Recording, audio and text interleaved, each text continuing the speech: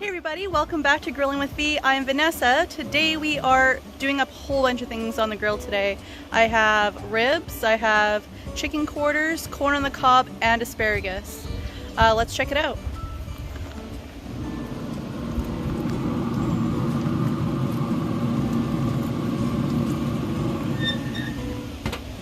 If you watch the video, I'll show you the process of how we made that today.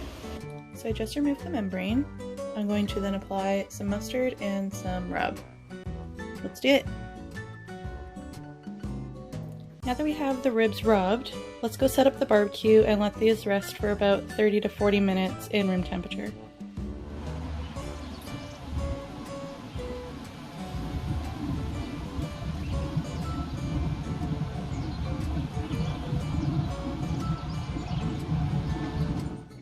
So now that smoke show is over, we can now close the lid.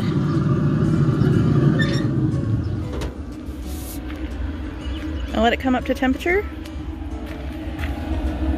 We're gonna wanna cook this or have the temperature at around 225 to 235 for today's cook. Today I plan on using the Pit Boss's apple blend pellets. So it's been about a half hour now, so let's get those ribs on. So now that we have the ribs on, we're gonna let these go for an hour before we add the chicken. Now that we have the ribs on the grill, let's prep the chicken. Here I'm using quarter chicken, so it's the thigh and the leg together.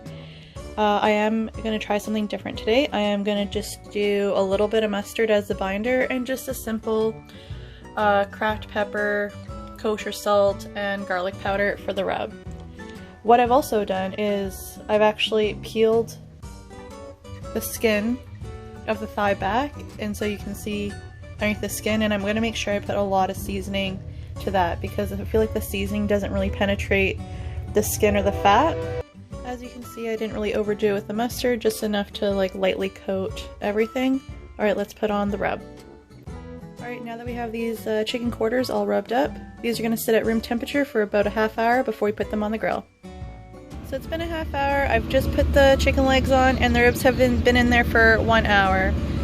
I will close the lid and I'll come back in an hour to start spritzing the ribs, and then I'll be putting on the corn.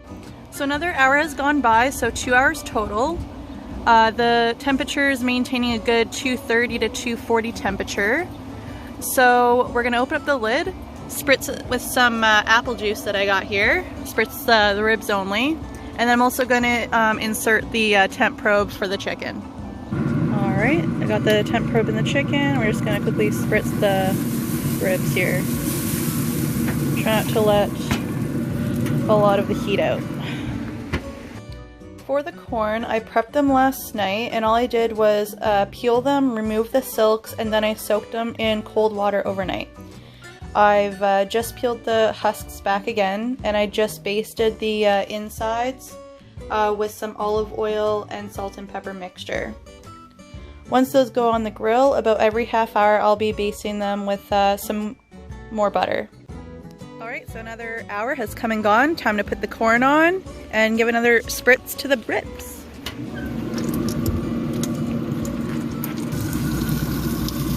Alright, now that we have the corn on, let's spritz the ribs. So in addition to everything else on the grill, I've also decided to do some asparagus. I had it in the fridge. So all I'm going to do is I've cut the ends off, like the really hard bits at the end. I've put them into these 2 trays. I'm just going to add the mixture of kosher salt, pepper, and some garlic powder, and then kind of fill up the, a little bit of the tray with some balsamic vinegar. So I did roughly a teaspoon per tray of the salt, pepper, and garlic powder mixture. And I've just added enough balsamic vinegar just to fill like the bottom of the tray and give them a little bit of a coat. Alright, so we'll just quickly throw those on the barbecue right now as well. Alright, so I just put the asparagus tray on the top shelf there. Not gonna lie, this is super exciting. This is the fullest I've ever had the grill. So I'm definitely using every inch of space.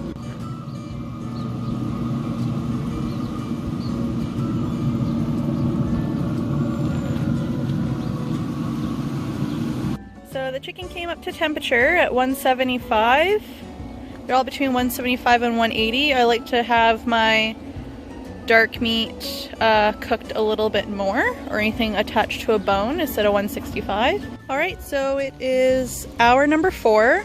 We are going to spritz the ribs, as well as we're going to baste the corn in a bit of butter. Everything's looking good. So I'm just going to spritz the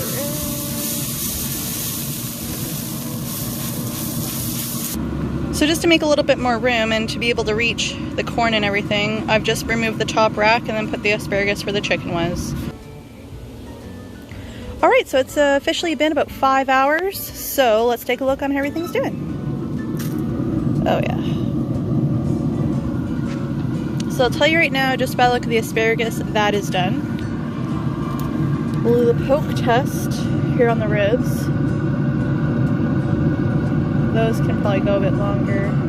The corn, just gonna shuffle.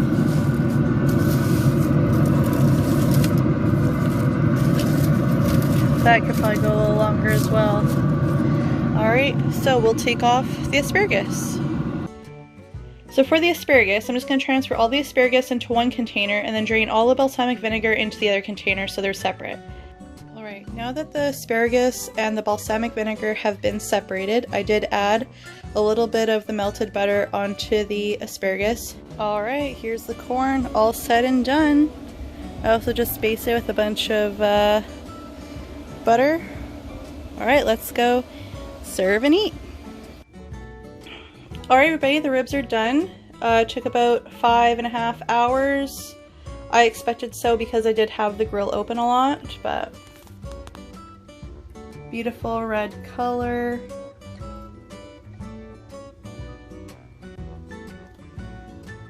Alright, let's cut her up.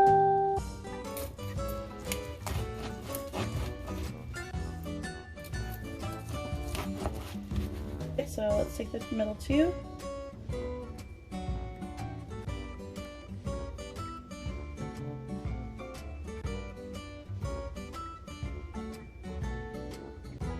So before I end this video, I just want to kind of comment on everything I made, since I've only, except for the chicken, this is my first time cooking everything. So for the ribs,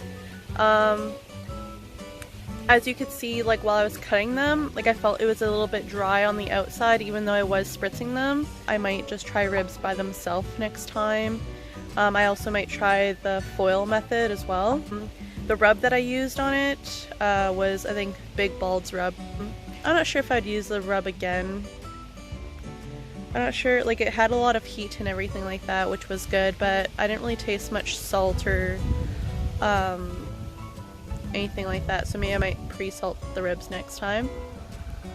Chicken was like really good and simple. It was just like salt and pepper and garlic powder. Lifting the skin up and then putting stuff underneath it, or even just like lifting the skin off of the meat, it really made the skin extra crispy than what the previous chickens I've done. The asparagus was really good. The balsamic vinegar really gave it like a really good bite. I would probably take it off maybe 15 minutes to 20 minutes early than what I did. The corn was definitely probably my favorite out of all of this. Like I did like the chicken, the ribs, but like the corn, I also just like love corn on the cob. Next time I'm not going to do the husks at all. I'm just going to probably just keep it on like the top grate or something like that. Because I just like felt like some of the smoke flavor only penetrated the corn. Like it was still enough smoke flavor to actually impact the corn, but I guess because like I'm a perfectionist, I like to have things equal all the way around, so there's like spots that you could tell was like more smoky than the others. So next time I'm going to try without the husks on and just put the corn straight onto the grill. One thing I have learned is when you are doing things all at different times and everything finishes and goes on at a different time, and then you're constantly having to open up the grill and everything. See, to be honest, I don't really like that. So I think in the future, I plan on cooking things that have the exact same cooking time, same temperature and just do all that kind of stuff together, else yeah, I can just opening up the grill too much, letting too much heat out. And that's all I have to say about that. I'd like to thank everybody for watching, if you did watch this, and please like or subscribe or comment. Until next time, thank you for watching. Happy grillin'.